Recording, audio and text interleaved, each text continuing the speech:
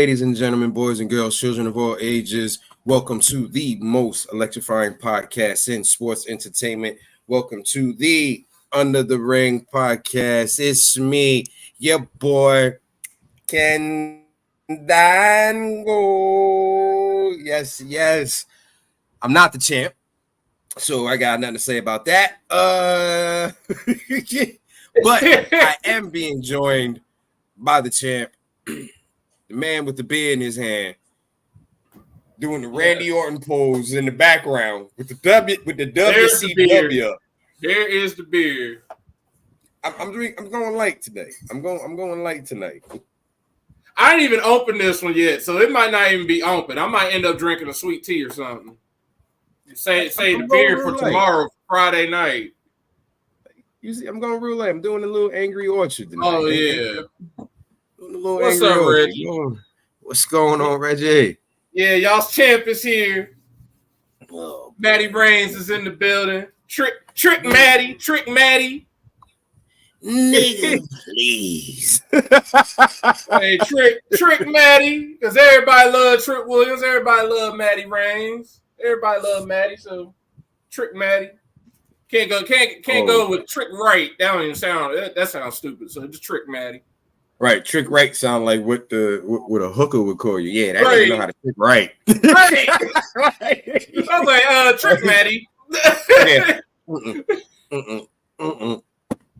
But folks, we are here to talk about what we came to do, which is wrestling, folks. Wrestling. Well, let's get to a little bit of news before we get into some other situations. Right. It appears that WWE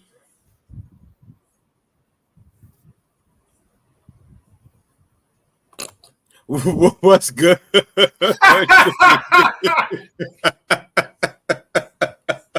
Now we can't call you the other one because we get in trouble. But what up? Right. What up? What's going on, my seasoned brother? That's what I'm gonna call you, seasoned. I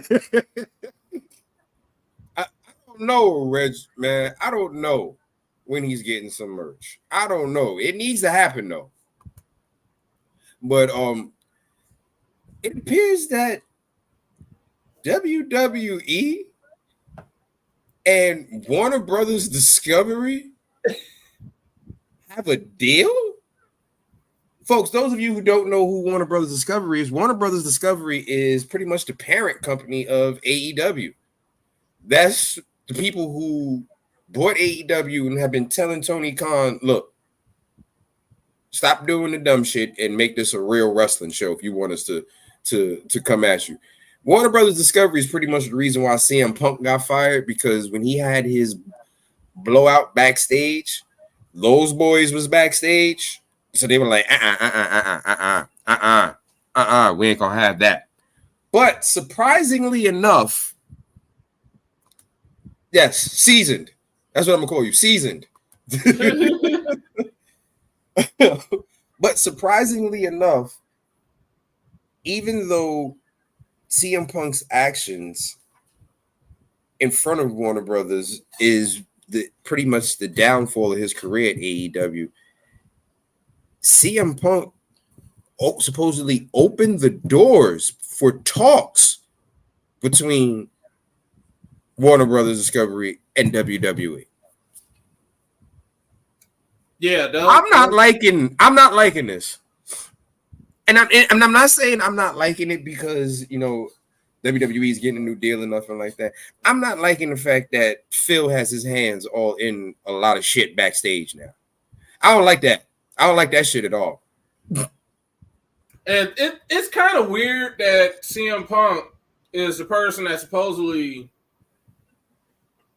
Warner Brothers Discovery. All this time we thought that he was the reason, like they were the reason that he was gone. They didn't like him. They didn't like the way he acted.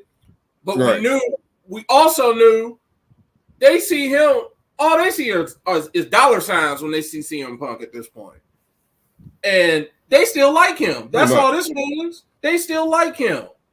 They still want to mess with him. So if he's opening, if this ends up leading to, for the second time in history, because the first time, I'm pretty sure the only person who was around, don't take no offense, was Kenny, was when WWF showed up on TBS. That was in the 80s. That was like 88, maybe? Yeah, exactly. I was born in 88.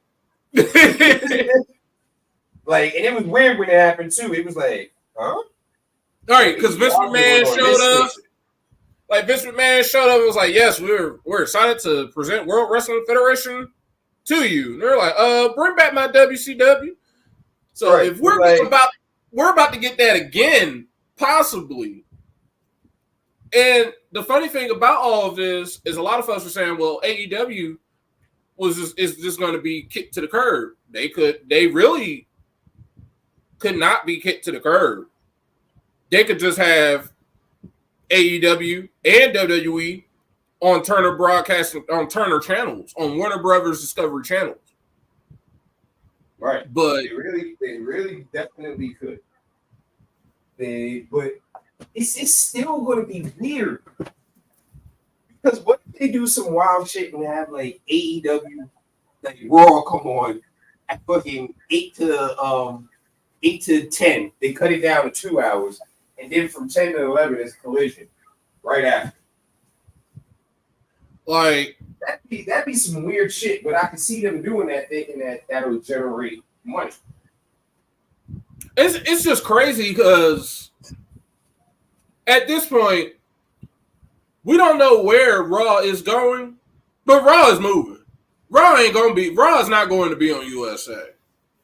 This is going to be even weirder. That's going to be the weirdest thing ever. Like, for the second time in history, Raw is leaving USA again. They're not staying on USA. Not for Monday. Not for Raw. We don't know what day Raw is going to be on because they said they're open for any daggone day. We don't know what day it's going to be on. We don't know what station it's going to be on. We just know it's going to be on. It's so weird. Like, it's even going to be on USA. Like, I had to sit through going through them being on TNN, a Spike TV. Yeah, and that wasn't fun either because if you didn't depending upon what type of cable you had, you might not have had those channels. Right. Because I sure know when they switched over to Spike TV, Cablevision in Brooklyn did not have fucking Spike TV. I can tell you that shit right now. And now, all right. And now it's looking like, I don't know. If anything, I'm not gonna worry about it because if it ain't the NWA of the pod, you know it. Oh, but I just feel like at this point, WWE is just driving the price up. They're just driving this price up. I wouldn't be shocked if they end up on somewhere like Amazon. WWE is going somewhere that it's going to be weird. They're going to go to a channel that is weird. They're going to be on something that is weird. Raw is going to be on something that is weird. SmackDown isn't. SmackDown is on USA. We know SmackDown is on USA. We know NXT is on the CW. But Raw, yeah. No clue. It's going to whoever got the most money.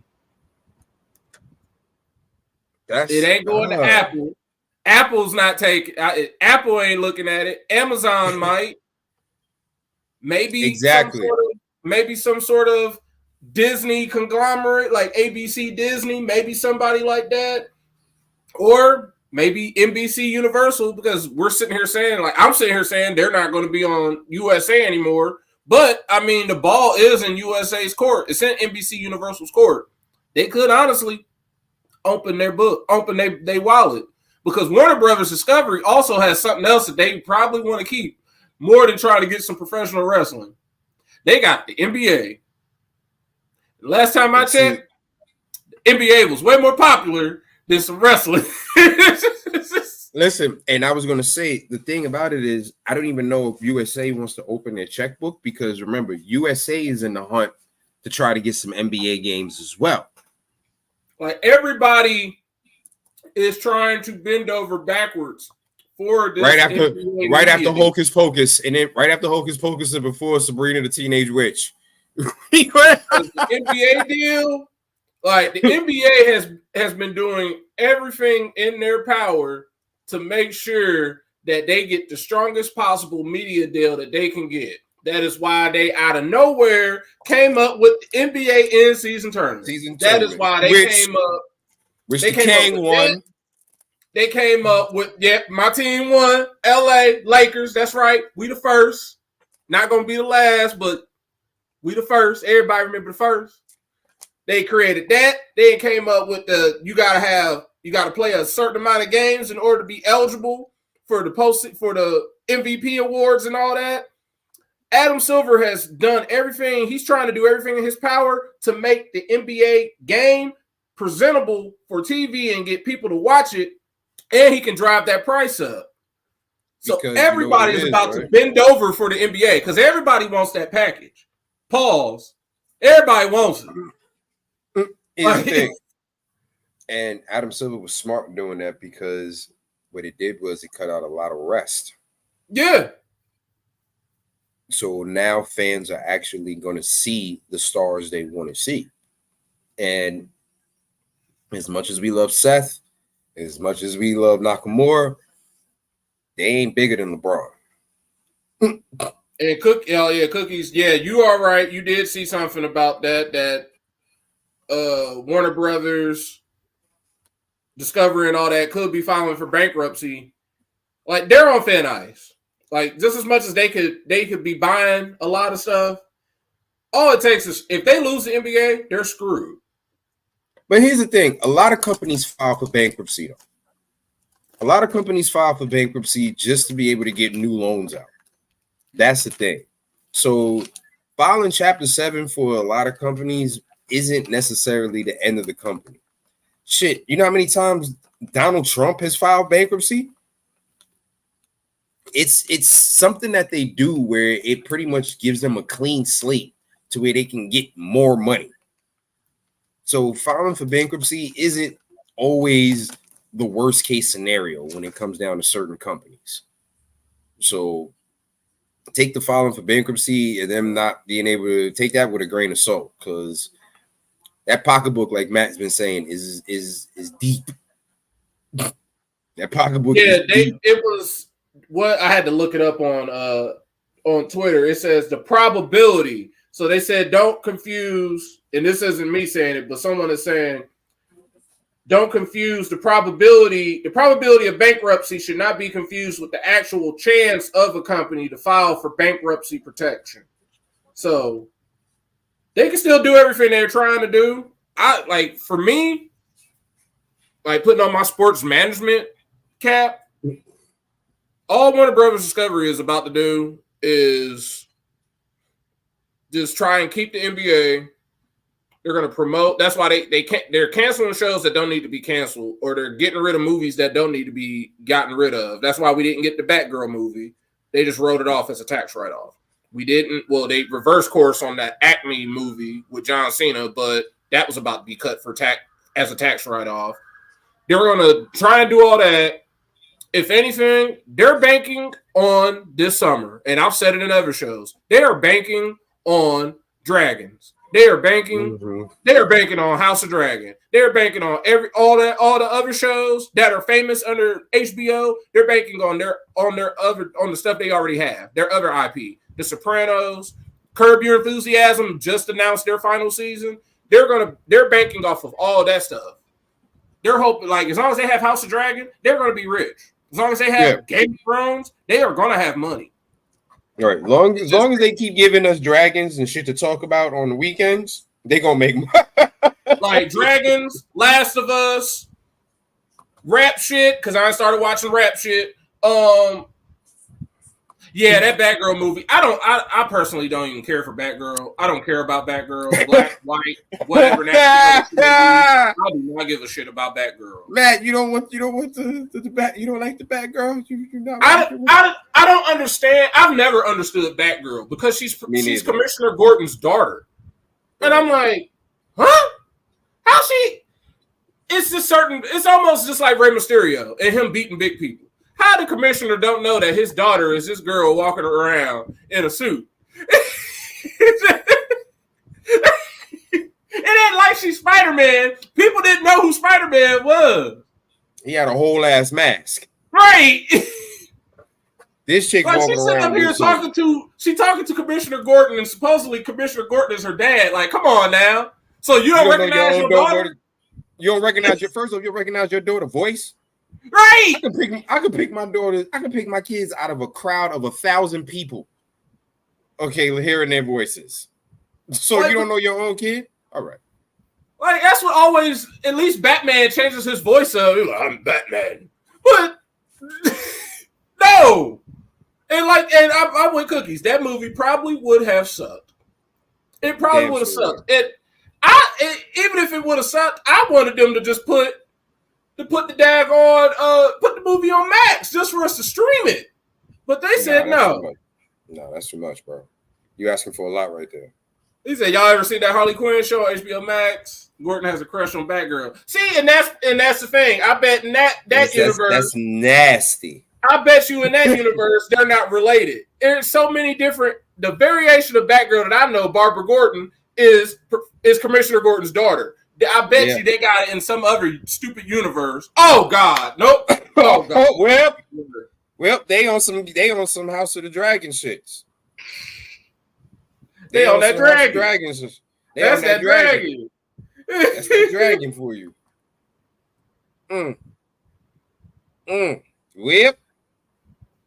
Well, that killed that. Yes, we know. Lord. Yes, we know. They big on that shit. Yeah, I was the last person out of the group to watch House of Dragons. So yes, they do. They do like. Yeah. They do like. He kept trying to tell Matt. He's like, all right, and he was like, ain't that his niece? What the shit is? Yeah, I was watching that show. Like, what y'all got me watching? What is this? See, then they call Game of. If you all I know is I ain't Bran. Because Bran don't know. He don't know how to stop. He is the whole reason why all that shit happened. If he didn't just stop warbling or whatever, if he ain't chill that out, none of the other seasons would have even had to happen. But no, he don't know how to listen. And then he gets to become king after all that. No. Hey, listen, all I know is after watching House of Dragon, I know who I sympathize with the most. Jon Snow. That man said, "If I die, don't bring me back." Because you brought me back the last time, and I ain't tell y'all to bring me back. You said, "Let me die." Let's get back to these. Let's get back to the WWE. Yeah, Warner Brothers Discovery. Don't be shocked if the deal happens. Some folks have already mentioned that they were like, well, how could the competition be on the same network? Someone brought up a UFC competitor being on the same channel as UFC, being on ESPN at the same time as UFC. Right. It can happen. They don't care. Money is money. They all getting paid. Money talks. At the end of the day, different companies don't mean shit because money is all the same color. Right. That money is. They got time slots. They can put AEW on, like Kenny said. We don't know what they could do if they get both of these companies. Shit, for all we know, they might legit start doing some. You know what? Since we got all of this, y'all gonna get WWE, AEW, WWE, AEW, WWE, AEW for the whole week from now on. They might really start doing that shit. And if they do, Impact better find their fucking way into a major TV deal. I think, man, Impact, TNA. Speaking of TNA, let me take this little Warner Brothers Discovery banner down. Speaking of TNA, they got a new signee. All right. Kushida. All right, they got Kushida. And they just re-signed Eddie Edwards. They just re-signed Eddie Edwards. We got the Rainmaker showing up in TNA. We're about to have Will Ospreay showing up in TNA. Something is telling me they're about, for 2024, they are about to flex a muscle that we've never seen them flex before. They're about to really do something. They're going to do it big because they're TNA. At this particular point in time, TNA is legit the only company with a true open door. They legit have a tie to pretty much every major promotion. TNA Impact for right now, TNA starting next year in about another 2-3 weeks. Right, I was saying just in a few weeks. Right, about another 2-3 weeks, they'll be back to TNA. Impact for right now has made such noise that they were able to have their belt featured on one of WWE's biggest pay-per-views of the year. The fact that Mickie James came out with the Knockouts Championship was big. That was big. They had Mickie James going to WWE. They have a definite open door policy with AEW. And you see them in New Japan are pretty much like, hey, what's happening? Can I borrow him? Sure, you borrow him. I'll take him. Okay. So Impact, like Matt said, for 2024, they about to let y'all know who the fuck they are. They really are. Like, I'm excited to see what could possibly happen for them in 24 because they've already they're starting January off. They said, hey, here's Will Ospreay. I've always been in the camp. I've always been in the camp of, Okada ain't never, ever coming back to Impact / TNA. And last week they said, Okada's coming back.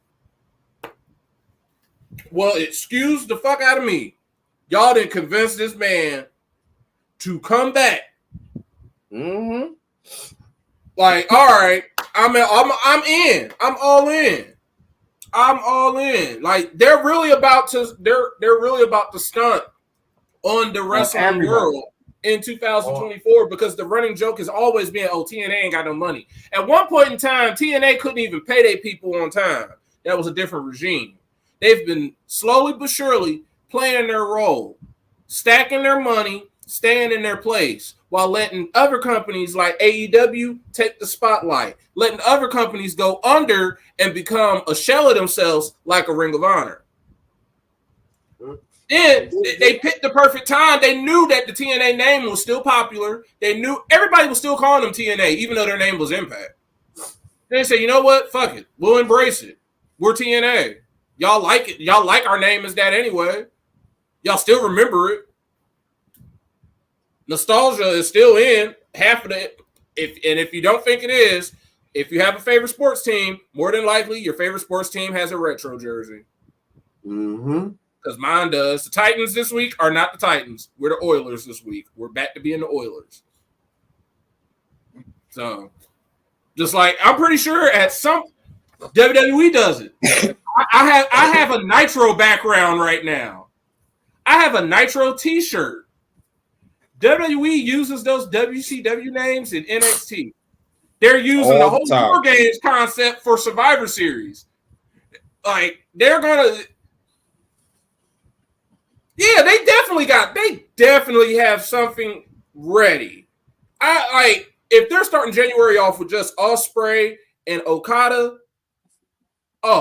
wait till it get hot. They're gonna be trying to do stuff with AEW. That's what's probably going to happen next. They're going to do something with AEW. Listen, you know Impact got money when Alex Shelley is officially a full-time wrestler. That man had a whole job with actual health insurance. This man was the health insurance, damn near. He was a physical therapist. This man had a job. Okay, man had a union. He just became a full-time professional wrestler last year. Just last year. He's like, all right, I'm gonna do this for real now. Right. And who's he with? Impact. So he's pretty much Triple H. He's Triple H for them at this point. That's what I would just look at him as. He's Triple H and Dusty all in one. Right. And whatever he don't do, Tommy Dreamer is doing it. Yeah, they probably don't be surprised if you know what? That's a good call, Cookies. Don't be surprised if New Japan decides to do a G1 and have an American bracket and run that shit through TNA. Honestly, this is why I'm like take WWE out of everything, because WWE is still not really they don't really work with folks all like that, even though we had Nakamura versus Muta a couple months like earlier in the year. Besides little one-off like that. We're moving right. Like TNA, think about it like this. If they do the G1, all the other companies basically have good working relationships with one another. You're going to have Impact, you're going to have TNA, AEW, and New Japan all working together, all exchanging talents.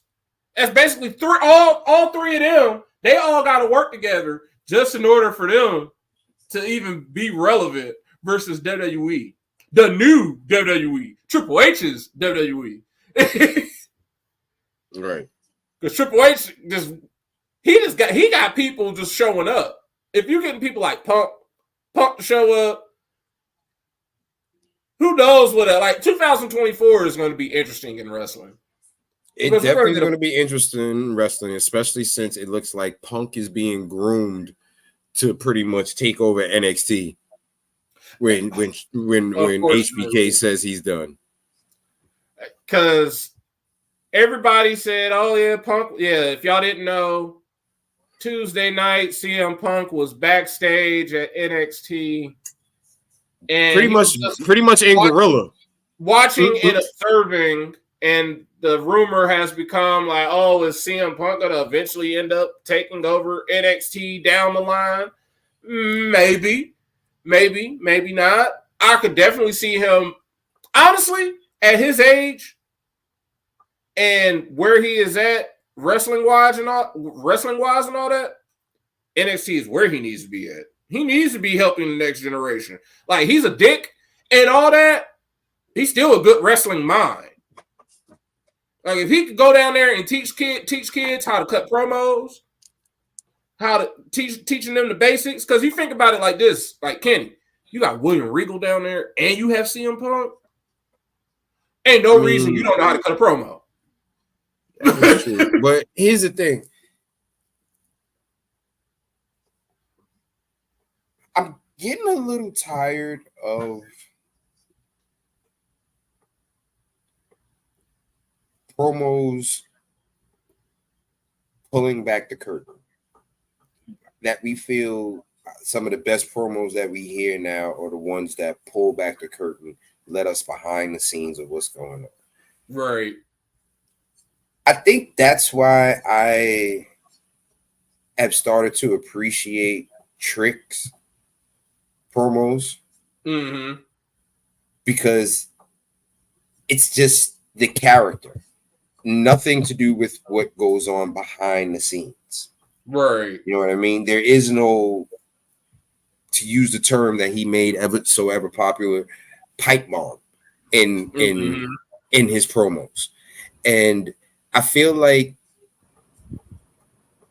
honestly, CM Punk's, since he's done that pipe bomb, every promo has been, quote unquote, a pipe bomb. Right. So I don't know if I would want him teaching the younger generation how to cut promos. Mm-hmm. I would want somebody who understands the theatrics of wrestling and cut a promo for the story, not for whiny brat reasons. That's why I like the way HBK has basically put his fingerprints all over NXT in general, because he was basically the total package. He knew how to cut a promo, he knew how to wrestle, and he was undersized. So it's like he can basically teach you everything. Right. That's what the NXT promos have been. They've been raw generated promos from these developing characters, and it has we've had no pipe bombs in NXT since Triple H has been there. I mean, since HBK has taken over. What's going on, Mike? Ladies and gentlemen, joining us, the good stuff. Right. Since HBK, that was really the NWO podcast. Millions. Yeah. What's happening? But like, since HBK's taken over, all the promos have been genuine promos. Like, me and you have been fighting. We've been fighting for a while, and I'm gonna do this, like, wrestling promos. Whereas all the promos that we've been hyped up for on the main roster and AEW and the main roster in AEW has been quote unquote pipe bombs. Right. And it's kind of getting a little bit tiresome. That's why I think I said it before. I miss sports entertainment. I miss professional wrestling. WRASSLIN. Actually, no, I'm talking about wrestling in general. What we were talking about is how it looks like CM Punk may be getting groomed to take over NXT down the line once Shawn Michaels is done with it. And Matt was like, and Matt said that CM Punk can cut promos. And I'm like, yeah, but I feel like since his big pipe bomb, every promo CM Punk has cut has been nothing but pipe bombs, and that's been the trend in wrestling now for quote unquote great promos, them being pipe bombs. Right. And it centers around shock value. Right. Whereas NXT has been promos that have been legit just story related. No pipe bombs, just story related. Because that, in its core, that is WWE's model. That's their model as far as promos. You know? I don't know what could. I don't want CM, like, I don't have a problem with CM Punk, but I don't want him messing up my NXT. Like, as far as I'm concerned, this is my show. That is my Tuesday nights. Is HBK's show. But every so often they get, like, we know HBK is the authority figure on that show. Yeah. They got Ava doing work now, supposedly. She doing her little jump. I don't think she's sucking her ring. Yeah, basically, they're giving her every shot they can get before they just be like, you know what, just go, just go hang out with your dad and be rich. Man, she had 2 blown out knees before she even got in the fucking ring. I should have told them something. That really should have. I really wouldn't. I just feel like they're just kind of just like, hey, Phil, go down there to NXT, go down there and talk to these kids, give them a pep talk. Because like half of them people down there in NXT, they idolize that dude. They idolize CM Punk. Because unfortunately, for us three, we were grown when he was doing this, doing the pipe bomb and leaving WWE, like winning the title and all that. We were grown when all that was happening. But for them in NXT, they were teenagers. They were children. So they idolized him. Some of them weren't even fucking born yet, I don't think. Yeah, like they were all around. They all remember him cashing in. They all remember him winning the title and running out through the crowd with Vince. Oh. They remember Money in the Bank. They remember that pipe bomb. They idolized that dude. He is the voice of the voiceless. Post of who was it? Cora Jade. She's been following Punk since she was a kid. Like she'll go to any signing, any autograph signing, anything that he. Shit, she was at a fucking UFC event that he was a part of. Mm-hmm. So to your point, Matt, yeah, like those younger kids, like those 20-year-olds, 22, 23-year-olds, they idolize Punk. He is low-key their HBK, even though they all love HBK. Mm-hmm. But the HBK generation is technically it's us. It's us. And what are we? Black and gold. Mm-hmm. We are black and gold. Johnny Gargano, Ciampa, and all them were black and gold. And they were with Triple H. But they all love Shawn Michaels. That's all DX. Mm-hmm. Listen, you're right. Cora is looking for something else. And so is Phil, because like I said the other day, she looked just like a young-ass AJ. She do. And someone brought up the point. Someone brought it up on wrestling Twitter, and she got some new titties because it was funny. It was like to see him Punk take a picture with any of the dudes in the back, because all I see him with is the women. Mm-hmm. And to that point, just like the ladies love Cool James, LL Cool J, the ladies love Punk. The women love Punk. Like, they just do. They do. Roxanne, he took a picture with Roxanne. He took a picture with Nikita. He took a picture with Cora. The women love him. The dudes, they like him and all. They ain't asking for no picture, though. The girls, they asking for the pictures because they try to get a picture with AJ's dude. Mm-hmm. Mm-hmm. Cora feeling, she's feeling herself. Her and Braun both got their little makeovers, and they feeling themselves now. Listen, Nikita's in the wrong business. I know that much. Yeah. Nikita's in the wrong business. And we all know what business she needs to be in. The cream pie business. Yeah.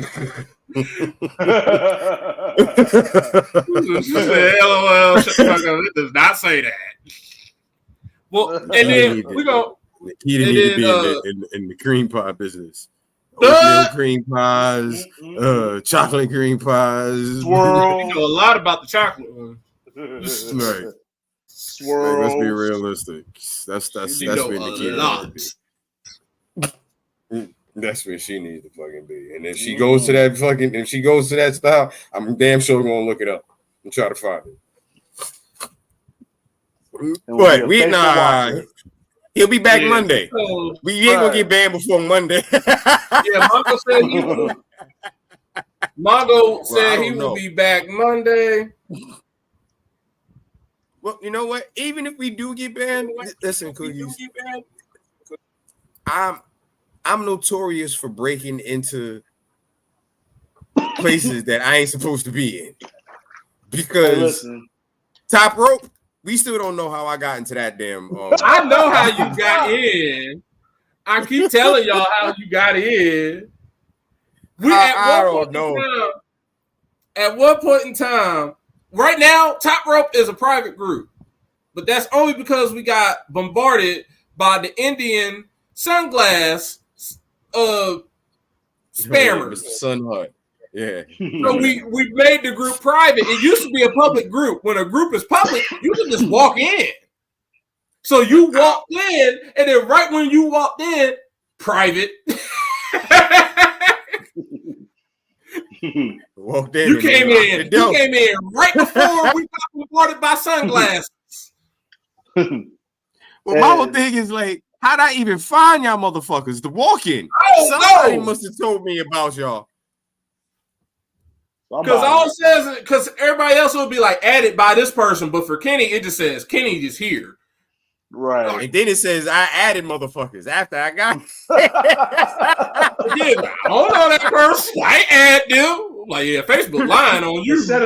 The settings were super generic once Kenny got in there. Right. There was no restrictions. Yeah. No, she ain't. Sarah, see, because Sarah J hit in the face. So no. But yes. No, but yes. They be calling her Triple H, and I'll be like, dang, that's messed up to Triple H. To the canceling comment, hey, listen, we did preface this by saying this is the NWO podcast. It really is, and we are the defending fantasy champions. Exactly. So the podcast is a little different when the three of our black asses are on. You're damn sure. It's just the three of us. It's the same, but it's not the same. Not at all. Not at all. But as you see me enter out of a cloud of smoke, yeah, it ain't. You know what I mean? But folks, we did go over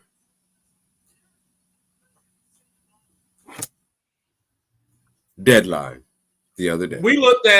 We broke it down like this. We have talked about NXT so much throughout the week, and we talked about Deadline.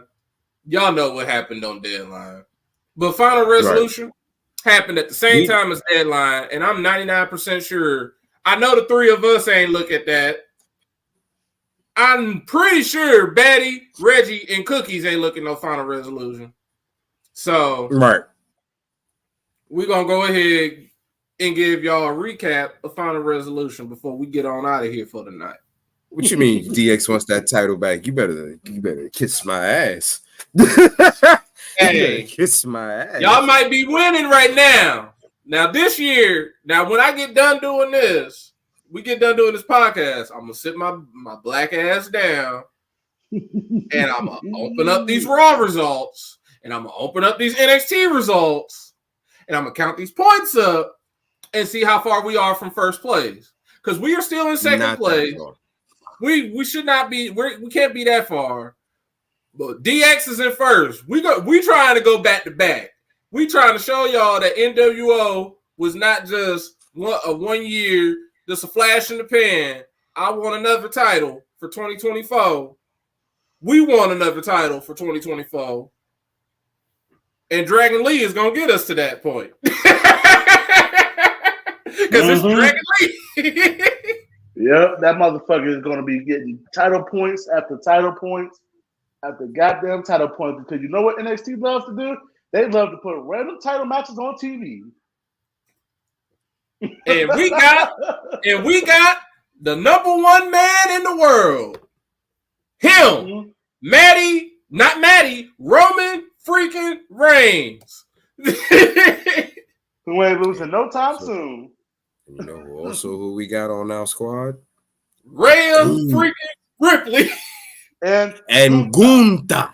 And Gunther. We got Roman, Mommy, and Gunther. Ain't nobody losing no time soon. But let's go over away at y'all's lead. Right. Let's go over Impact's Final Resolution. Right. We have the Impact World Tag Team Championship. Asa Bay defeated Eddie Edwards and Brian Myers. We knew that was happening. We knew Asa Bay was not losing. Shout out to me. Shout out to me for mentioning the fact that Main Event from HOG called out Asa Bay and said they wanted to start their little tour fighting the best tag teams in the world. Yeah, you did. Shout out to me for letting y'all know that they called him out. And the very next day, what did House of Glory put out? January 6th, Ace of Bay versus main event. Shout out to me for giving y'all the breaking news. Shout out to me for giving y'all the breaking news. Yeah, Kenny. Yay. and for the predictions results, this is the show. I called this show perfectly. Mike and Kenny finished in second. They both got one match wrong. Tito came last with 2 matches wrong. What fucking match did we get wrong? You picked Sheldon Jean. Oh, that nigga lost. And Kenny picked Diener. In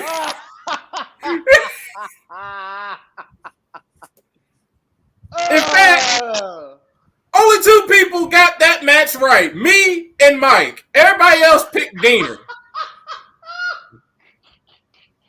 And you want to know the bullshit, Mike? If I'd have fucking tied, I'd be champ right now because I was champ at the end of NXT. Oh damn! Let me see. I'm gonna check NXT. For NXT, you had 3 right. Mike had 4 right. I had 4. Wait, 1, 2, 3. Yeah, it was a tie. It was a tie for NXT. Me and Mike tied, so I was like, all right. So Tito retained.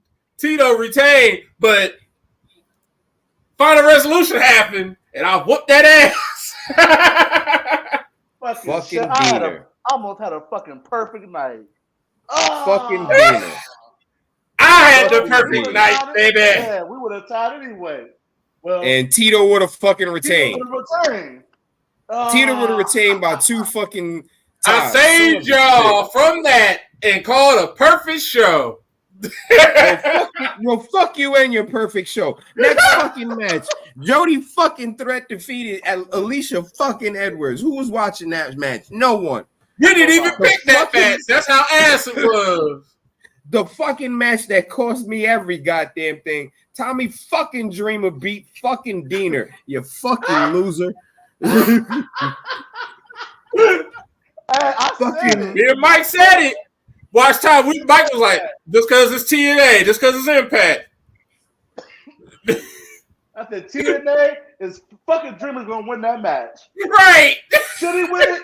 No. But if he gonna win it, yes. Yes. He's gonna win that fucking match. That is Impact TNA in a nutshell. Should this person win? Hell the fuck no. Are they gonna win? Yes. Yes. Well, Speedball, my boy Speeds, my bestie Speeds, Speedball Mike Bailey, and Trent Seven recently. That's another signing for TNA. TNA has signed Trent Seven. Ladies and gentlemen, if you don't know who Trent Seven is, that is one half of Mustache Mountain. The other half is the master, Tyler Bate. And with them and Butch, a.k.a. Peter Dune. They are British strong style. They are badass as shit. And Kenny, Reggie, we didn't do tiebreakers for Impact on purpose. Right. AKA, none of us watching. And we weren't about to even bother with them. Right. He was not trying to come up with anything. Tiebreakers are honestly, that is Mongo's that is his bread bag. And butter. That is his shit. He is good at those. Right. Next matchup, Jake something defeated Jason Hotch. Street fight. We all knew Moose Ass was beating Rhino. Yeah, we all. And the funny thing about this is they had fuckery at first, and Moose lost by DQ. And then they restarted and said, no, we're going to have a street fight. So we all got saved on that one because we could have all technically lost on that. Trinity and Jordan Grace defeated Deonna Purrazzo and Giselle Shaw. And Cookies mentioned earlier, Deonna Purrazzo has decided to explore free agency once her contract is up. I really hope she. I hope she stays. Right. Because she's not like, who is she going to get? Who's going to put her over in WWE? If she goes to WWE, she's definitely going to NXT. Right, she's going to be the top star there. NXT. And to be honest, she's above NXT. She really is, and I will never forget how she started. She started out. I will never forget she was in NXT. I remember her at NXT. She was mostly a jobber there. She got released. I remember when she was in WWE. She got released. I knew she was a good wrestler, but they didn't treat her like that. And she's basically the female Swerve. She's just not as popular as Swerve is. And I mean, we understand that. But she's basically that is something we're going to get. That is something we're going to talk about right after this. And she's basically the female Swerve. And to Matt's point, it just shows how good TNA Impact is, because they get the maximum ability out of a talent that they believe in. They made us give a fuck about Brian Myers, bro. Brian fucking Myers. She literally got released from NXT. She gave a little message like, "Oh, y'all will see me back and better than ever." And I'm like, "Yeah, whatever." She showed up, and as soon as she showed up in Impact, she was the virtuoso. And I was just like, "Oh, they actually believe in you." Yeah, in a month. Deonna Purrazzo is one of the best wrestlers in the world, regardless of gender. When she she immediately proved that she is one of the best wrestlers on this entire planet, regardless of gender. And she was jobbing in black and gold NXT. Here's the thing: if y'all haven't had a chance to ever see Deonna Purrazzo live, you should. Like, that's what makes just like blows my mind. Like, this girl was a jobber in black and gold NXT, and they let her go because they were just like, "Oh, she ain't about all right, she ain't that good." But yet she shows up in TNA and she's the champion. She shows up in Impact and she's the Knockouts champion in a month.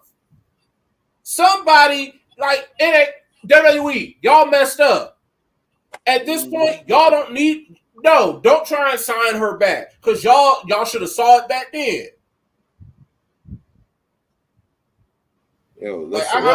I honestly feel like she should just take this time out, do the indies, do whatever little indie dates you want to do. Just basically pull a Jordan Grace, because we thought Jordan was gone, and then lo and behold, boom, here she is popping up and right back in Impact again. I would rather she do that than even try and go somewhere like an AEW or a WWE. She'll make more money if she does. Sure would. Yeah. She'll make a hell of a lot more money. You can pick her own schedule. I'll put it to you this way. Deonna. When I saw you at House of Glory, your picture cost me $15. The next time you come to House of Glory, you can charge that $60. You've made it to the point where you can charge that. All right, like you've made it to the point where you can charge a pretty penny for somebody to stand next to you and get the picture with you. Shoot, I paid $50 to stand next to Eric Bischoff, so y'all will see the once in a lifetime photo of Maddie Bischoff and Eric Bischoff. I straight was like, "Here you go, Mr. Jackson." Take the and all you gotta and to Kenny's point, all you gotta do if you want that theory proven, all you gotta do is look at the last couple of PWI lists. You've been on them, girl.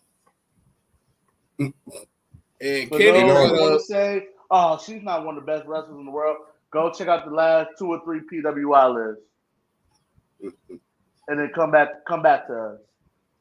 And speaking of that, Kenny brought up a great point because he said it. We brought up Swerve last night on AEW Dynamite. Hold on, we gotta finish. We gotta finish right on resolution. Yeah, we still gotta talk. We still got final resolution. My bad, y'all. Hold on. We almost done Trinity and Jordan Grace defeated Deonna Purrazzo and Giselle Shaw. Yeah. Bend and Flex, Bend 'em and Flex 'em, Josh Alexander and Zack Sabre Jr. defeated Motor City. That's what I'm gonna call them because fucking Sabre's gonna bend their ass and Josh is gonna flex and throw their motherfucker somewhere. And if you're watching Impact right now, that's exactly what the fuck he's doing. He's throwing somebody. That's exactly what he's doing. He's throwing somebody right now. Yep. Yep, there it is. Shout out to Impact for playing this shit the right way because they was like, hey, we changing our name, but yeah, we taped all this shit. Y'all gonna watch all this stuff we already got in the library that y'all ain't never seen. Here y'all go. Yep, there we go. Yep, Flex did. They were like, hit play. They've been on vacation. Alexander. They've been on vacation since Saturday. Right. Josh Alexander and Zack Sabre Jr. defeated the Motor City Machine Guns. And that was actually the main event. Oh, the little pre-show matches. I think we predicted only one of those. Yeah, we only did one. Sheldon Jean lost. Fucking Sheldon lost. Frankie Kazarian. Ain't that a bitch? Yeah. I like was over the fucking pre-show. Yeah, you lost before the bitch even started. Ain't that a fucking bitch? Lost before this bitch even started. Black-ass Sheldon Jean. Fuck Sheldon Jean. I don't care if he is a fucking newcomer. He is a rising star. Fuck him. Fuck him. That's how much the predictions title means to Mike, y'all. Yeah. Jack Price defeated Aiden Prince, and PCO defeated Jesse V. And that is final resolution. All right. Now, Cookie said Mike ain't never picking Sheldon Jean again. Never again. Hey, Cookie. Exactly, Cookie. No, the fuck I'm not. That motherfucker can be number one contender for the X Division title. Nope, he gonna lose. Absolutely the fuck not. Absolutely the fuck not. He did Mike like Alex Shelley used to get me. I'd be like, oh, Alex Shelley gonna win. He lose. Oh, he gonna lose. He win. You know what? Fuck you, Alex Shelley. I ain't picking your ass no more. Ever. I ain't picking that motherfucking Sheldon Jean. Sheldon. First names. If it ain't Sheldon Jean, don't pick him. Exactly. I don't learn my. That's always Sheldon. We need to be trusted. Sheldon Benjamin.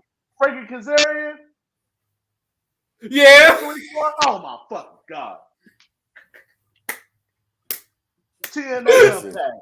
It is 2023 going into 2024. Fuck Frankie Kazarian. Fuck Tommy Dreamer. Fuck Diener. I like them all because I had a perfect show, baby. Fuck Tommy Dreamer. Fuck Diener. How the fuck can you not beat old ass Tommy Dreamer? What the fuck is wrong with you? How the fuck is Frankie Kazarian still? How is he getting over younger talent? Fucking Frankie Kazarian. Like I got the Fire Stick, right? And I turned to the Impact channel. It's a match from like 2005. You see ponytail fucking Kazarian. I was about to say that's long hair Kazarian. This is before he went by his full name. He was just Kazarian. Right. This is before he got old and became Frankie Kazarian. You watch this ponytail fucker fighting fucking Jay Lethal and Chris Sabin back in 2005. Here it is, 2023, going into 24, and this fucker is getting over younger talent. Fuck Frankie Kazarian. Welcome to my world. Welcome to my world, nigga. Welcome to my world, nigga. When you was all fucking happy when Edge ass popped the fuck up. Welcome to my fucking world, nigga. Who's happy? You, nigga, you. You too big to be a fucking owl. You, nigga, you. You was all fucking Edge back then. Nah, nigga. Welcome to my world. You. It was Mongo and Matt. I was just like, nah, nigga, you two run the tape back, nigga. You two, nigga, run the tape back. You was fucking happy, nigga. You I was happy, nigga. I fuck with Edge. You was happy with fucking Christian. Won the fucking shit. Say what? Say who you? Oh, you broke up right there, so we didn't hear you. You was fading out, motherfucker. Yeah, you faded out. Oh. I said, nigga, you was happy. You was happy with fucking Christian. You happy with Christian having a belt right now. Yeah, he got that shit. Yeah. You know, I was like, you. I was like, why? Right. Yeah. Look at you. I'm thinking about that. Yeah. Yeah, nigga. Fuck you. Welcome to my world. Fuck you. Fuck you. Welcome to my world. I'm about to first off, fuck Kazarian and the click you playing. He gonna get no Vaseline on Kazarian. Yeah, he gonna get ethered. Mike sounded like me. I brought it up yesterday. Mike sounded like me once Rey Mysterio became a multi-time world champion. I'm like, now, Nick. Nah. I suspended disbelief. I've suspended disbelief once. What you mean this dude beating people like Big Show? What you mean this dude beating people like John Cena? Nah. Rey Mysterio should be no more. He should be no more than a one-time world champion. But the key point in the world transition, yes, I know how the fuck he feels. Mm-hmm. Yes. Should make you angry, don't it? Yeah, it pisses you the fuck off. Shit makes you angry when you see these old motherfuckers taking spots from the young talents. Shit make you angry. That's the ones I don't like. Right. Exactly. It took me till last week to finally say, all right, I might like Rey Mysterio. It took me him going into the Hall of Fame for me to be like, you know what, I'm gonna stop hating you now. Like when he won the US title, I was happy. I was like, yeah, woo! No. When he was whooping down, yeah, that was cool. I think that was a turning point for me when that man took off his belt and gave Dom you know what, I'm tired of your shit. Dad. I was like, all right, I can fuck with that. But going into AEW actually, ladies and gentlemen, I'll just be flat fucking honest, minus that boring, corny ass Riho match, AEW last night was good. I'm sorry, Riho versus Ruby Soho was a do. It could have stayed off of the show, but I understand you need a filler. So it did its job. AEW only ever has on Dynamite. They only have like one women's match a week anyway. So right, and the sad part about it is if you're gonna only have that little, if you're not gonna highlight the talent enough to where they get more TV time, make the time that they have on TV count them. Right. Make it count so that the fans demand more, which then forces you to change your programming to fit what your fans want. You should not be putting together, if you know your women's division is your weakest division or whatever the case may be, you should not be putting two people together who are not at the top of your card. They are not. It just shows that Tony Khan doesn't know how to book women's wrestling. It really does. And then on top of that, if let's just say one of the Riho is technically at the top of their card. And that's sad. That's really fucking sad. If she's the top of your card, if she's one of your main contenders for Tony Storm, your champion, that's not a good look. That's not a good look, man. Like, y'all definitely need to do better with the women's division. Y'all are losing these women, whether you know this or not.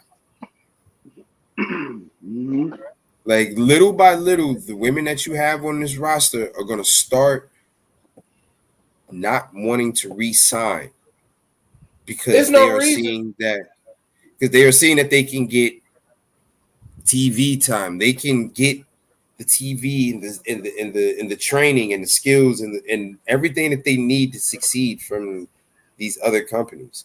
They can go to TNA. They can actually go to WWE because you know what? If they weren't really good at your place, guess what? NXT is developmental. You see, we ain't, like Matt has brought up plenty of times. You see, you haven't seen Jade on TV. Why? They got her ass in the lab. Right. And she's even said, coming here, I realized I learned nothing at AEW. Like, she literally learned the basics.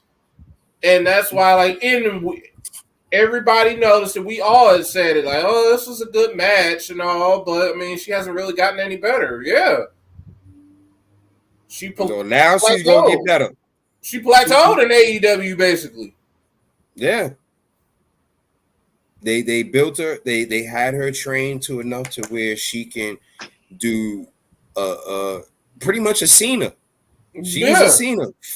5 moves of death and a finisher. 5 moves, a finisher, and cut a promo. But yeah, that would be dope. That poor Kira Hogan. Come on, she is beyond an afterthought in AEW.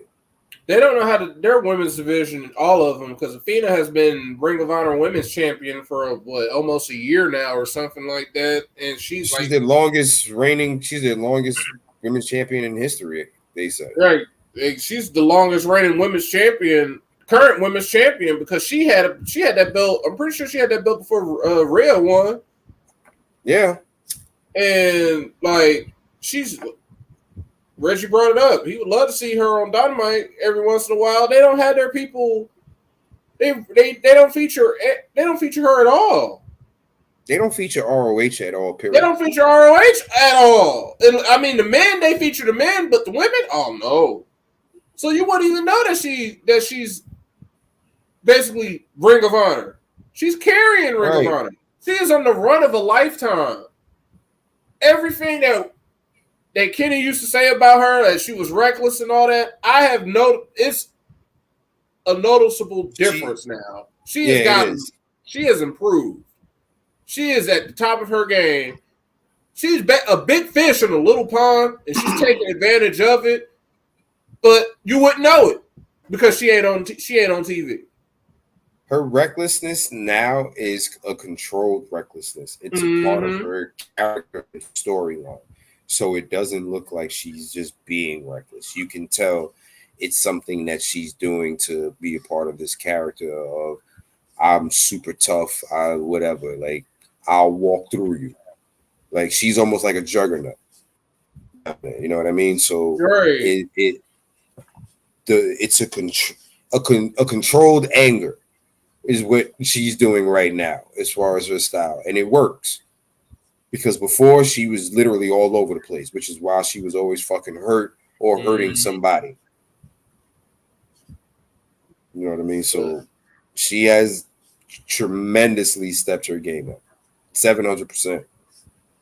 And she's definitely carrying ROH, the women's division, and she's, you know what? Dare I say, she's carrying ROH.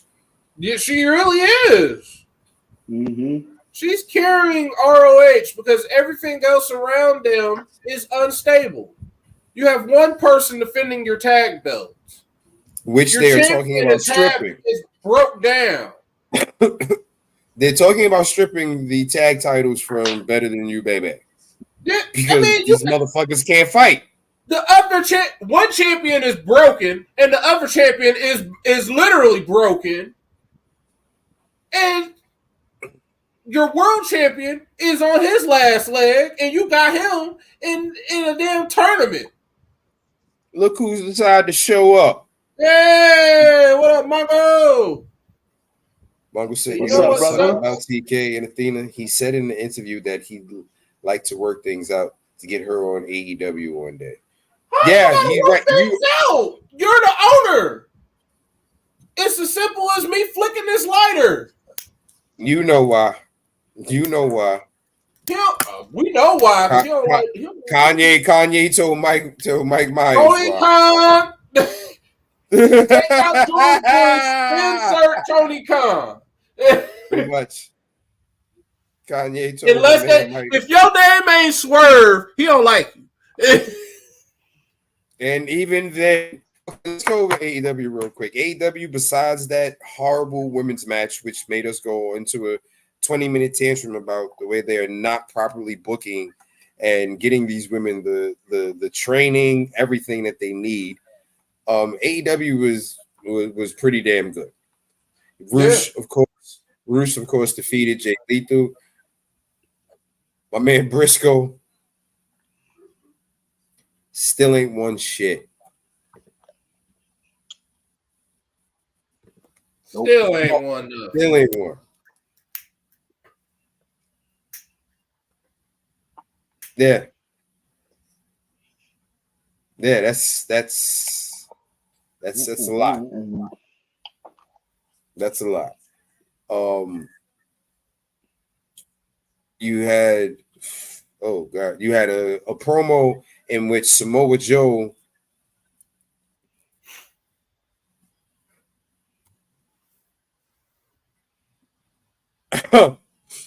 here's the thing. Mark Briscoe should be in we discussed this the other day. Mark Briscoe should be in the finals if this tournament was done on ROH. Mm-hmm. If this was an ROH tournament, Mark Briscoe should 500%. You know what? This. You know what? What should be? What should have happened? They should have had Eddie Kingston put that belt up against Hart, lose it, and let Eddie sit his ass down. He is basically done. He is on his last leg.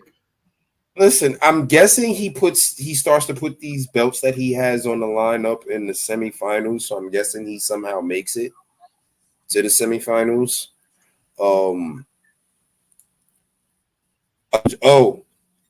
My man El Idolo Andrade, Mr. Two Backs. Two back. Defeated Brody King in a vicious fucking match. That's where that extra back came in handy. Bro, you read my mind. I'm about to say, thank God that man grew an extra back. Shit. Shit. This motherfucker was actually keeping up, like, chop for chop and shit with Brody fucking King. And the thing about it is, Andrade gained mad fucking muscle. He's that boy's cut. Andrade gained at least about a good maybe 15 to 20 pounds of muscle. Right. And he still looked like a midget dwarf compared to Brody in the ring. And what that extra back he grew helped him take that lariat and that choke and that damn cannonball in the corner. Because he just replaced his broken back with the new one. Right. Mm-hmm. Brody slammed him and broke that first one. He said, "That's all I have, amigo. I have another one." See? Right. Like, oh. Oh. Not today, my friend. Not today, my friend. So Andrade sneaks in the win. he moves on. Jay White, of course, I said beat Jay Lethal, and then let's just cut to the main course. Right. To the reason I'm gonna put the banner up because it deserves this. We're gonna bring back a good one. We're gonna bring here we go. Boom. Oh yes. Hold. Oh man, shots that loud, y'all. AEW. Yeah, Mongo showed up in the comments. See, that's what happens. Don't take a shit on the show. You might miss something. Yeah, Mongo, bring that phone with. But to bring that phone here all week. He been chilling all week. He'll be back Monday. You'll probably see me and him on Monday.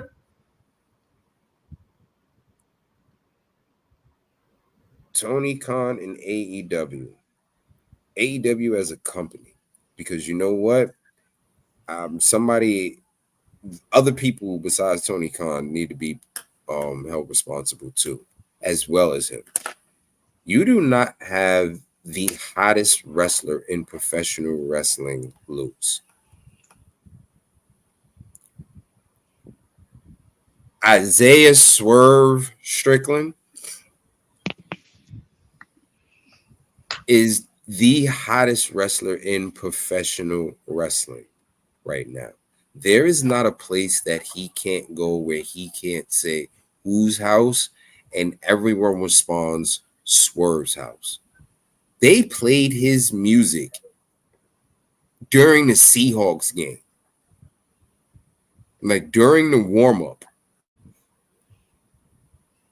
During the warm-up, they had Swerve's music doing it. Exactly. How do you have him lose? And then on top of that, have him lose in such a controversial way that you must have a storyline going where this gets rammed back or something in the points. Yes, made is not the word. It really is not the word. And like we said a few minutes ago with Deonna Purrazzo, WWE, y'all fucked up by letting him go. Y'all fucked up big time by letting him go. Yeah. They missed out on what could have been the black. No, you know what? You know what? No, they didn't. They didn't fuck up letting him go. They did us a favor letting him go, because if he'd have stayed, he'd have never got a chance to do this character. Oh yeah, for sure. He was trying to get this character out with the whole hit row right. Shit. It would have been PG'd. Like PG like a motherfucker. Right. It'd have been complete ass. It would have been complete ass. Yeah. Like Triple H saw it. He saw it.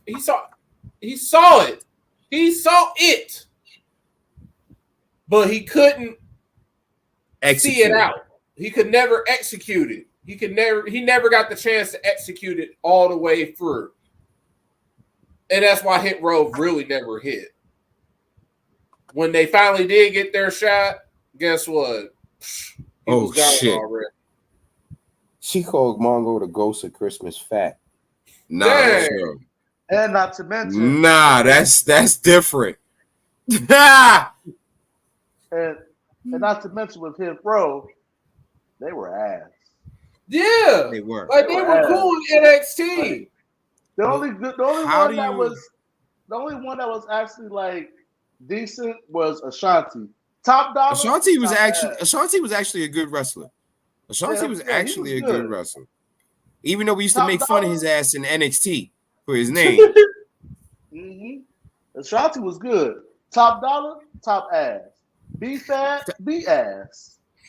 Top Dollar, you mean Top Dollar? You mean Low Nickel? That's how he wrestled.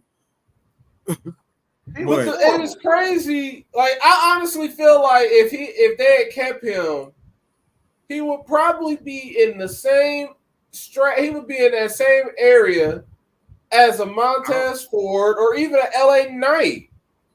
Like LA Knight and Isaiah Scott could coexist on SmackDown. I don't think he'd have been as big as LA Knight if he'd have stayed in WWE.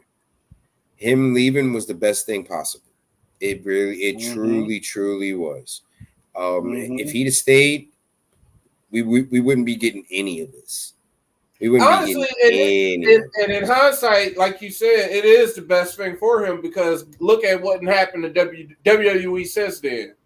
He can honestly return as what he's doing now. Right. Flop dollar. Yeah.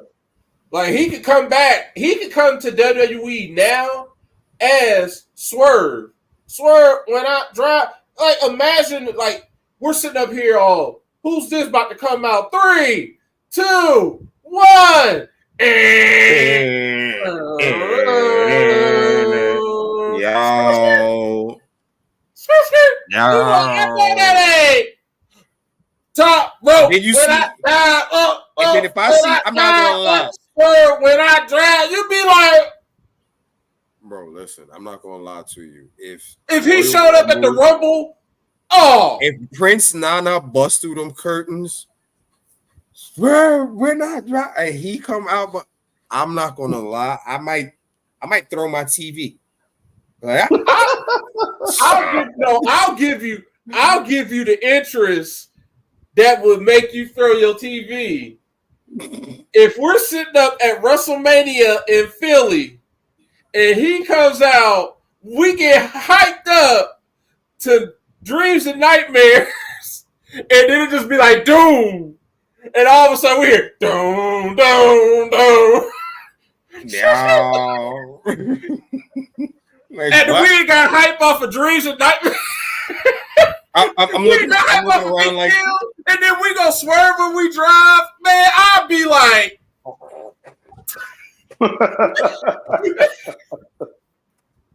bro, if you'd have seen me at a house at HOG, bro, that was fucking Prince Nana hit the what?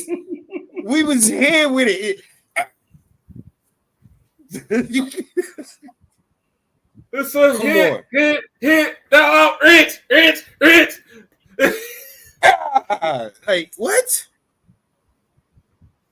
Listen, he oh, come on. He has to bring Nana with him, man. He has to. Nana help with this character.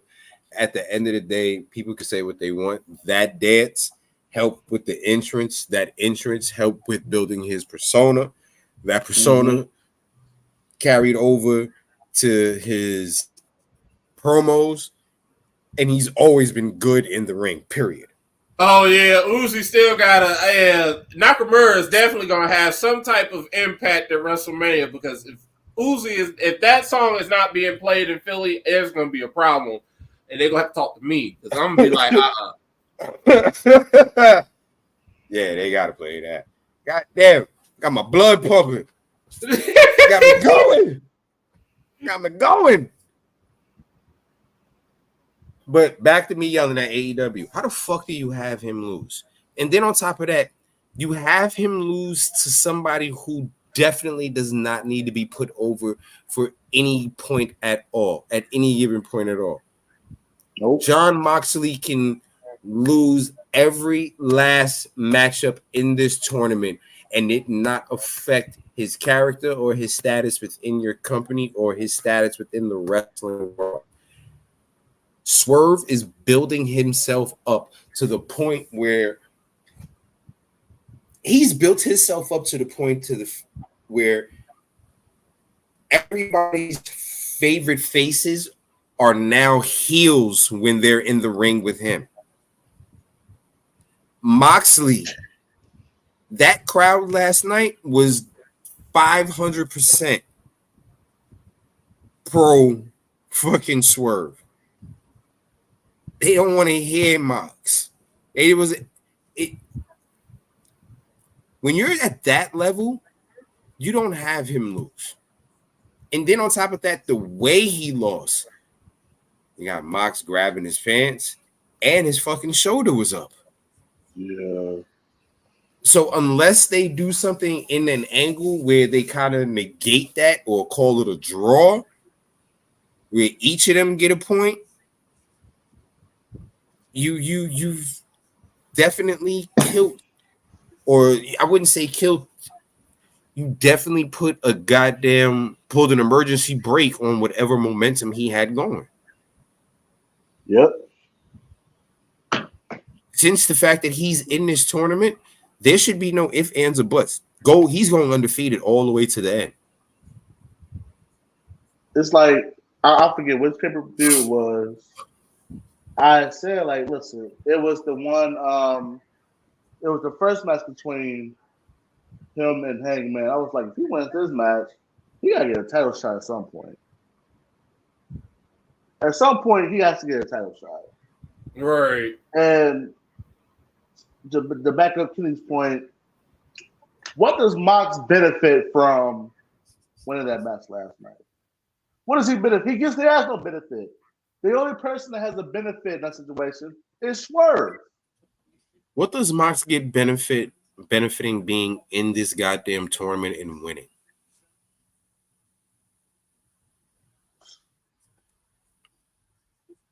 How does this benefit him? Like, is the Continental, like, is that going to be the name for the title? We don't know. I don't have no hope. I've given up on whatever. I'm just only thing we know is the person who wins this shit is a triple crown winner. They're gonna have three fucking. I'm just along for the ride. I'm letting them explain it as they go because that's what's gonna happen. I'm just waiting on them to find when we get to the championship. That's when we're gonna find out because I don't even know at this point. I've gave up. I gave up on trying to figure out are they gonna get 3 belts? Is it gonna be 1 belt? What they gonna be called? What is this? I just know it's a tournament. I'm gonna wait to the championship, to the final, and see what happens. I don't even know. Yeah, because it's just it's crazy that you don't like. This is the perfect title, especially when you're combining titles from AEW and New Japan. To have someone like Swerve who's got the rocket on his back, right? You automatically put the belt on him. Like, okay. So what if you make it predictable that he wins? So what? You let the rocket on him. Who cares if the tournament is predictable? They're just stretching out something that really doesn't even need to be stretched out. Like you could have just had Swerve, like Kenny had been saying, just let him go undefeated. Just show how dominant he is. Yeah. Go undefeated or what? Just do like it. That dude, like Swerve, has been hot since the summer.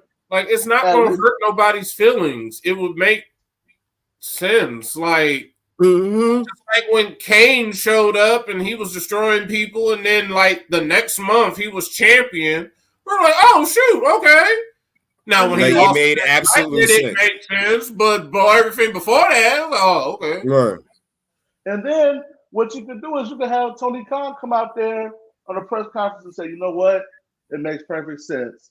This belt was specifically made for Swerve Strickland and how hot he's been. Boom. There's justification right there. Like having John Moxley, like I know they're John Moxley, they have basically made him Mr. AEW. He is Mr. AEW. He's their Stone Cold. Yeah, he came in fresh off of WWE, and he made it known in his promo that he was going back to John Moxley, and I was at that Double or Nothing when he showed up, and it was like, oh shoot, all right, Dean Ambrose is gone. He John Moxley again, and ever since then he's been Mr. AEW. But it's like, bruh, you can have the dude that is kind of basically he's the Sting of AEW because even though Sting was the face of WCW, he really wasn't. And he didn't really like embrace it like that. And John Moxley doesn't embrace it. You can have him get his ass beat. Sting lost. Right. Like, Sting lost a lot. Like now it's gonna just be dumb if it comes down to some sort of tiebreaker and they're like, oh, they gotta have an eliminator match to whoever wins this wins what league they represent, gold or blue? Gold league. Gold. Oh, we gotta have a gold eliminator because you know they love them eliminator. They gotta put that on it. A gold league eliminator. The person this person, the winner, is gonna go to World's End because I'm pretty sure this is where this ends, right at World's End. Mm-hmm. Oh, yeah. So don't be shocked when we have a gold league eliminator between. We got one pay-per-view before the year's out. World's End. Yeah. World's End is the last pay-per-view. Oh, that's December 30th. Oh shit. Mm-hmm. I will defend my title for that. We got to defend no our choice, title motherfucker. You ain't got no choice, motherfucker. No, because Final Battle was next week. And we ain't doing that. We ain't doing that. Hey, fuck that. I had to defend my belt on a fucking show that was pre-taped. Ain't nobody trying to predict no Final Battle, though. We don't even care about it. Hold on. Mike, when the last time your ass watched ROH? I don't know. I'm talking about No. When the last time your ass watched ROH? Fuck ROH. I'm talking about the show on the 30th. When the last time your ass watched ROH, nigga? I can't fucking tell you. If I could. All right then. You want to fucking predict Final fucking Battle? No, I'm talking about the show. All right then, shut the fuck up. I just said we're predicting. You shut the fuck up. On the 30th. Because Matt said, I'm going to defend my title on that show. I'm like, that's World's End. That's AEW. Yeah, I'll defend my title for that. Hey, Cookies, you should have seen the fuckery that took place during that pay-per-view. But you know what?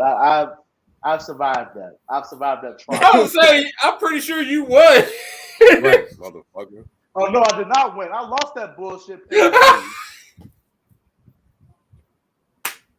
Yeah, this is the old fucking man right here. I lost that shit. My bad.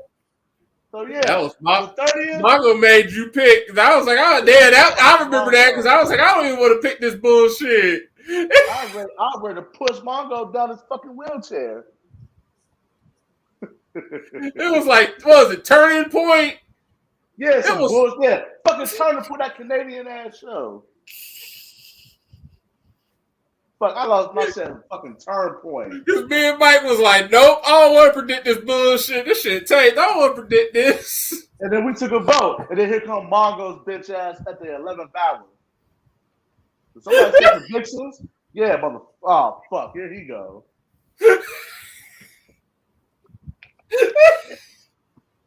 What you talking about? Just because my ass went on like a fucking month winning streak, I held on to that belt for a while. Here come Mongo ass. Want to throw the ultimate monkey wrench in the fucking plan. Damn, Reggie had picks. Damn, Reggie. Reggie had picks ready for fight. Nah, Reggie, we ain't doing Final Battle, brother. Yeah, hold on. I ain't thinking that shit. Right. You can hold those, brother. Right. Hey, Cookies. He was getting the blame regardless. He was getting the blame when he was wide awake. He was getting the blame when he was asleep. He was getting the blame when he was taking a nap. When he was awake.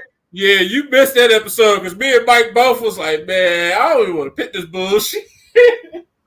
And here come Mongo ass. We're gonna tear Mongo a new asshole. It was tied. It was Mike. It was me and Mike. No, Tito and Kenny. Yes. And I was like, what? It ain't gonna be nothing happening. Here come Mongo. Here come this old fucker hitting the chat, tagging Mongo. I'm like, ain't this a bitch? And Mongo showed up like, whoop, y'all need to be picking. Just lurking in the damn stream. Bullshit. And I ain't sniffed that belt since. Ain't that a bitch? I think that was Kenny's Christmas in July. It damn sure was. Yeah, and he lost that shit. Was that Kenny's Christmas in July?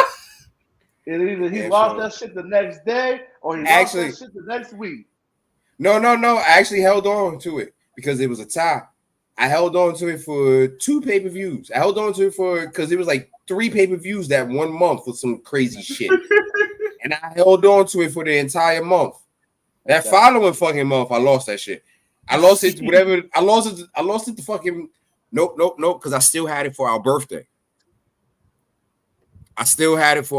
Whatever pay-per-view is after what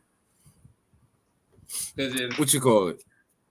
NXT, because NXT is always around our birthday, but wasn't it like earlier this year? I got Bound for Glory, I got Turning Point, Wrestle Dream, Fastlane, Crown Jewel, Full Gear, Final Resolution, and Deadline. Those are the ones I got. So whatever, anything else Mongo might have, or I just went over them. Copied over them or whatever. Nah, man, fuck that.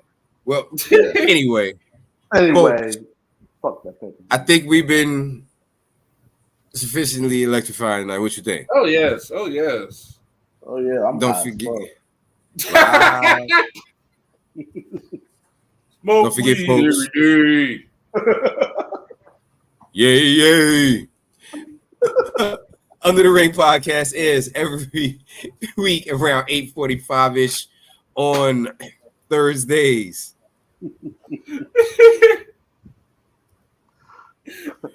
Right, shoot, all 3 of us are.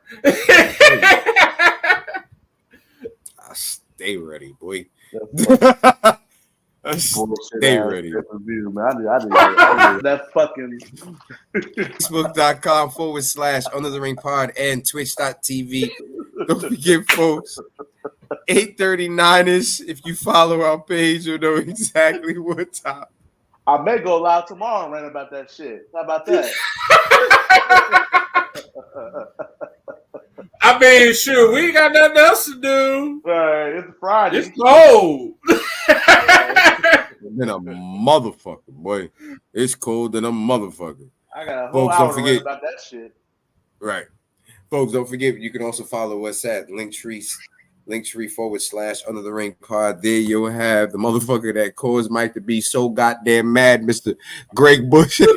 Get him those clicks. He the one. Get him those clicks. He's still writing articles. Give him all those clicks. Give him that so he can make that money. Fuck Mongo. But damn. Oh shit. Damn. Clicks. Yes, but yes, give him those clicks, please. Give my brother those clicks. But fuck Mongo. Then you got me, Rock Ribs 44. I don't do nothing on my page. I just like to post some pictures I like to take. Check them out, share them if you do, and if you do, just tag me. That's all I ask.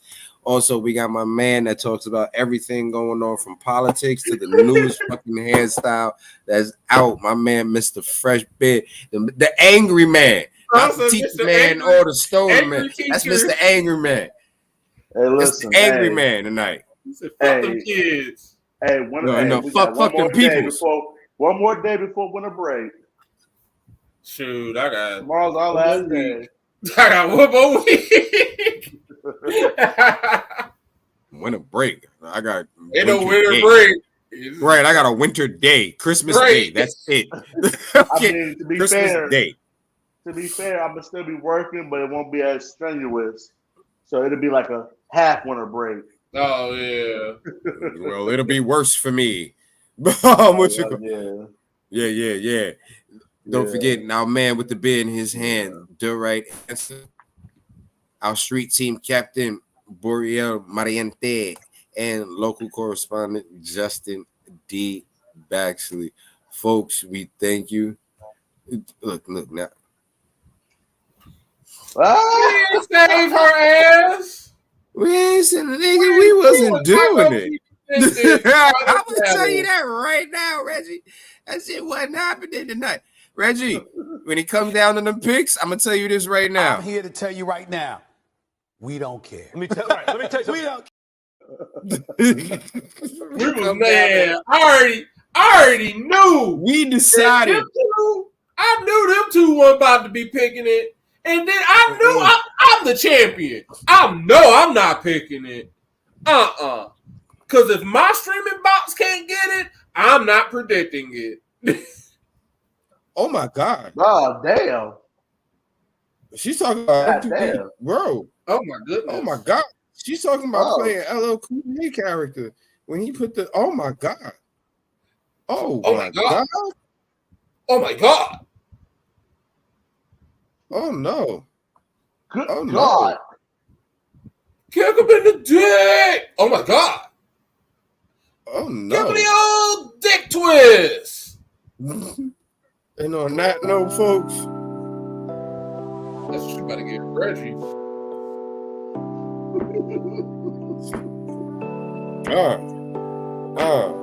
Do the dog. Do the dog. Do the dog. Don't do the baddie. Don't do the baddie. Don't do it. Don't do Y'all have a wonderful night. Champ South. Champ South. Y'all have a good one. Right. Scary woman. She is.